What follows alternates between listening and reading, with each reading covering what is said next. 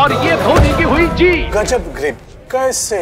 SRMB जैसे। SRMB TMT बार की win grip technology cement के साथ बनाए मजबूत पकड़। Grip is important.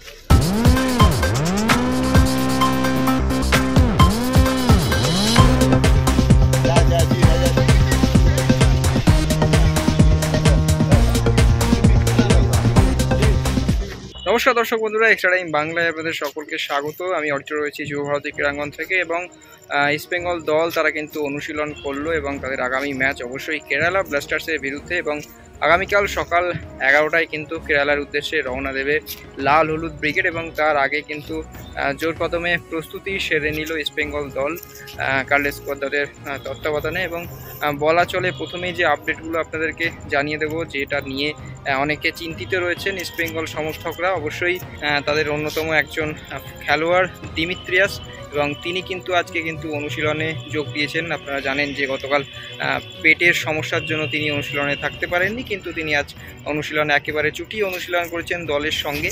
এবং অন্যদিকে যে বিষয়টা নিয়ে আলোচনা করতেই হয়, দলের সব খেলোয়াড়রা এদিন উপস্থিত থাকলেও যে সাইড ব্যাকদের নিয়ে কিন্তু চিন্তায় ছিল লাল হলুদ ব্রিগেড, অর্থাৎ মোহাম্মদ রাকিব এবং প্রভাত লাকড়া, তারা দুজনে কিন্তু এদিন একেবারে সাইড লাইনেই অনুশীলন করেন এবং মোহাম্মদ রাকিব কিন্তু অনুশীলনরত অবস্থায় মাঠ ছাড়েন এবং তিনি কিন্তু অনুশীলন ছেড়ে চলে যান। অর্থাৎ এটা দেখে বোঝাই যায় যে কেরালা ব্লাস্টার্সের বিরুদ্ধে যে ম্যাচ, সেই ম্যাচে কিন্তু সম্ভবত তিনি নেই বললেই কার্যত নেই বললেই চলে। প্রভাত লাকড়া এবং মোহাম্মদ রাকিব কেরালা ব্লাস্টার্সের বিরুদ্ধে ম্যাচে কিন্তু নেই বললেই চলে।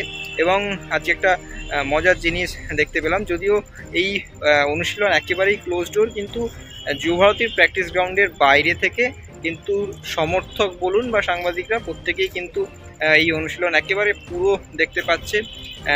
সিচুয়েশন প্র্যাকটিস থেকে শুরু করে ডিফেন্ডিং থেকে শুরু করে ফ্রি কিকে জোর দেওয়া সব কিছুই কিন্তু করলেন কোচ কার্লেস কোয়াদ্রা। এবং যেটা আপনাদেরকে জানাচ্ছিলাম যে সাইড ব্যাক নিয়ে সমস্যায় ভুগছে ইস্টবেঙ্গল, সেই সমস্যা কাটাতে কিন্তু ইস্টবেঙ্গলের যে সহকারী কোচ দিবাস দেলগাডো, তিনিও কিন্তু মাঠে নেমে পড়লেন। কার্যত সিচুয়েশন প্র্যাকটিসের সময় দলের খেলোয়াড়দের সঙ্গে তিনি বিফ করে কার্যত ফুটবলও খেললেন এবং সেই সাইড ব্যাকের যে অভাব, সেই অভাব পূরণ করতে এখন দেখা যাক যে কি হয়, সেই জায়গায় কে খেলে। এবং অবশ্যই আনোয়ার আলীকে নিয়ে তো আপনাদেরকে একটু আপডেট দিতেই হবে, কারণ আনোয়ার আলীও কিন্তু একেবারে দলের সঙ্গে মূল দলের সঙ্গে কিন্তু অনুশীলন শুরু করছেন, একেবারে গা ঘামাচ্ছেন। কোথাও দেখে কিন্তু মনে হচ্ছে না যে বাইরের মাঠের বাইরের যে এত জল্পনা, এত চর্চা চলছে আনোয়ার আলীকে নিয়ে, সেই সমস্ত কিছু কিন্তু তিনি কানেই নিচ্ছেন না। দলের সঙ্গে একেবারে খোশ মেজাজে বলুন বা জোর কদমে মানে দুটোই সংমিশ্রণে কিন্তু আনোয়ার আলী অনুশীলন করছেন। সমর্থকদের দেদার সেলফির আবদারও মেটাচ্ছেন আনোয়ার আলী। তো সব মিলিয়ে ইস্টবেঙ্গল দল একটা কঠিন চ্যালেঞ্জের সামনে। অবশ্যই প্রথম ম্যাচ বেঙ্গালুরুর বিরুদ্ধে কিন্তু হারতে হয়েছে, ফলে কেরালা ব্লাস্টার্সের বিরুদ্ধে কিন্তু ঘুরে দাঁড়াতেই হবে কার্লেস কোয়াদ্রা ব্রিগেডকে। তাই কোচ একটু হলেও কিন্তু কার্যত একটু বেশি সিরিয়াস আজকের ম্যাচে। দিমিত্রিয়াস তিনি রয়েছেন এবং ফরওয়ার্ডে কিন্তু তিনি নেতৃত্ব দিচ্ছেন বলা চলে। এবং ডিফেন্সে কিন্তু জিকসন সিনক্লোকে এদিনকে দেখা যায়, ফলে ডিফেন্স শক্ত করেই কিন্তু আক্রমণে এগোবে ইস্টবেঙ্গল, এদিন অনুশীলন দেখে বোঝাই গেল। সুতরাং বলা চলে কেরালা ব্লাস্টার্সের বিরুদ্ধে কিন্তু জয় ছাড়া কিছুই ভাবছে না লাল হলুদ ব্রিগেড এবং তার আগে অনুশীলন সেরে নিল ইস্টবেঙ্গল দল। চলুন দেখে নিই সেই আজকের অনুশীলনের বিশেষ কিছু।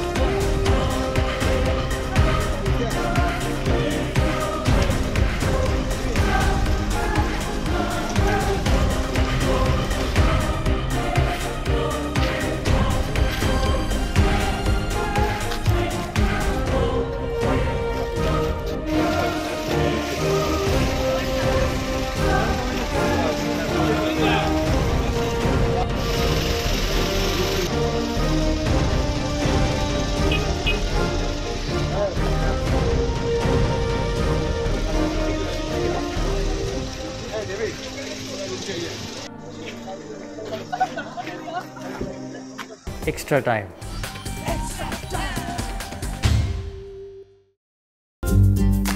লেটেস্ট নিউজ আর এক্সক্লুসিভ ভিডিওর সঙ্গে আপডেট থাকতে এখনই সাবস্ক্রাইব করুন আমাদের ইউটিউব চ্যানেল। বেল আইকনে ক্লিক করতে ভুলবেন না যেন।